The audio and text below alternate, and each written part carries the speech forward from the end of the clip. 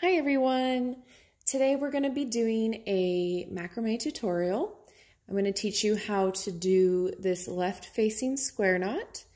This is a basic knot that you will use in most of your macrame projects, and how to turn it into a little beginner friendly wall hanging.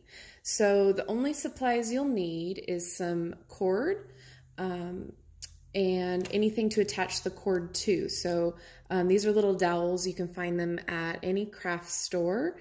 And same with the macrame cord. We're not going to worry about, the thickness or anything like that, because you can use whatever you like. And as far as the length goes, you just want to measure how long you want your wall hanging to hang, and then times that by 5. So like say you want it to hang 12 inches, times that, times 12 by 5. Because knots will take up a lot of your cord, so that'll shrink it up. So you want to make sure you have more cord than you need, because it's harder to attach cording to your piece to make it longer.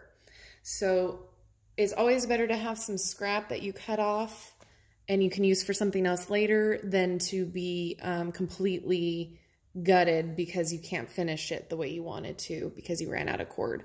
And also, quick side note, the thicker your cord, the more you're going to need of the length, because those knots will be bigger. Okay, so that's just a side note. Now, in order to attach the cord to your dowel or branch, whatever you want to use, you're going to take your cord and put it in half, fold it in half, and then you're going to take the half, put it over, let's see, adjust it a little bit, there we go. So it's going to go over, and you're going to pull the ends of the cord through. So super easy. And then you just want to make sure you have a good even spacing of the cords on the rod, because that'll give you even spacing in your work. So in order to get this knot, you need to use 4 strands.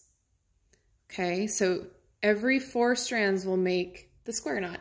So this is just an example for you. If you want to add more knots, just add more cord, but you're going to want to add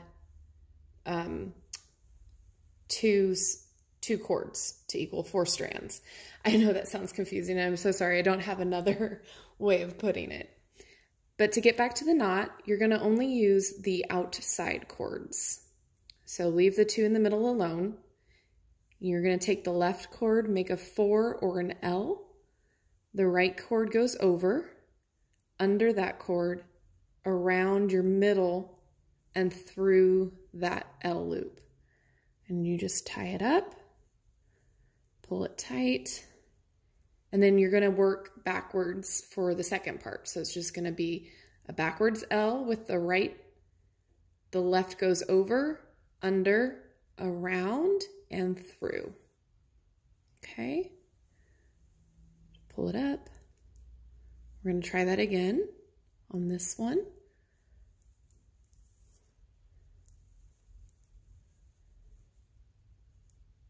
Do it a little faster. All right, so now you have 3 square knots.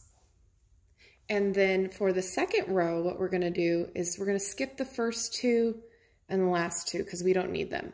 We're going to work a cord right in the middle, and this is what's called an alternating square knot. So you still want to use those 4 strands, but we're moving the knot over, so we don't need the first 2. And it's going to be the same way.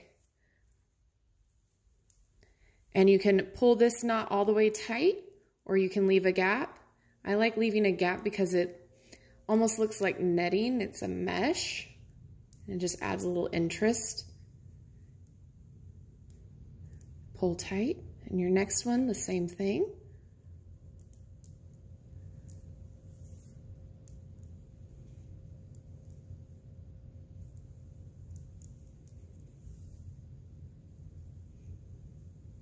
Okay, so your second row is done. It should look almost like a zigzag, And now we're going to do the next row.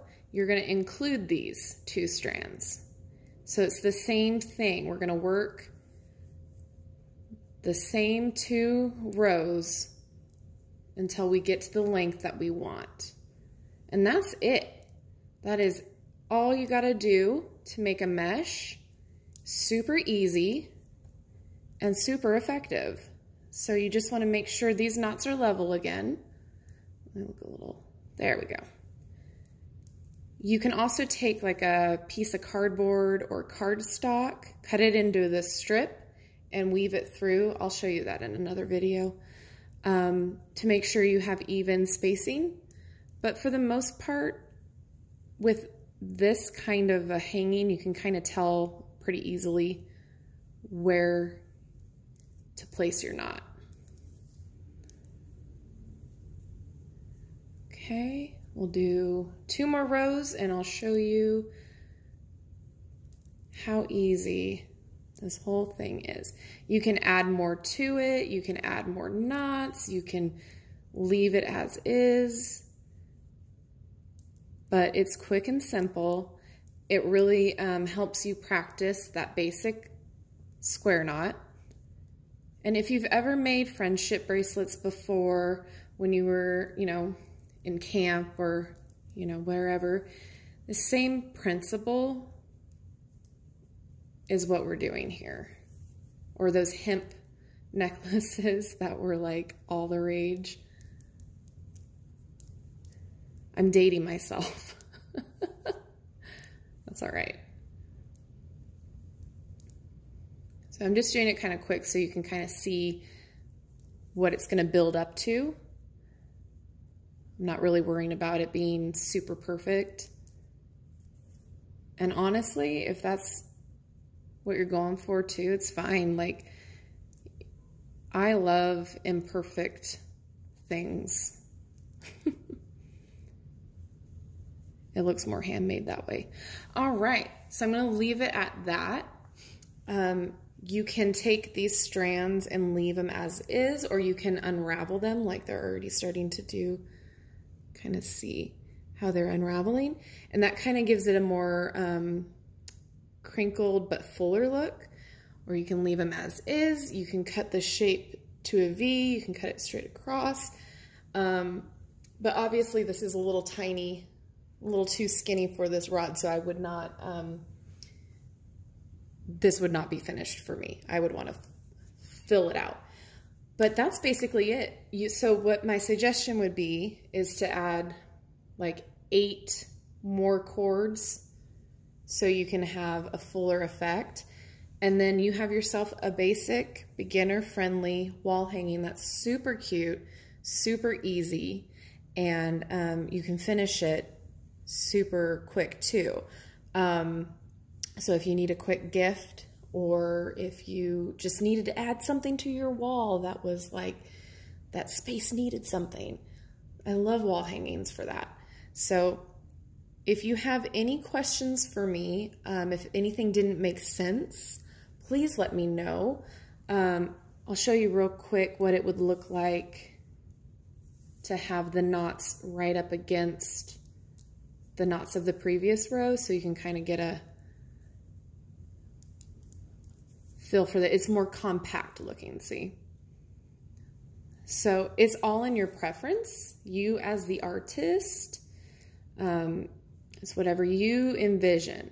So I'll be back posting more tutorials and ideas of what you guys can make with the knots. And then you guys feel free to do whatever you want with it. But this is a good way to practice, a good way to start out, super beginner friendly. So if you guys, again, have any questions, go ahead and leave them down in the comments. I will answer them for you. Leave a like if you want to see more of these. And if you haven't already subscribed, please do so. I am looking forward to adding more little tutorials and how-tos on here because I enjoy crafting. So, yeah, I hope you enjoyed this, and I will see you guys all later. Bye.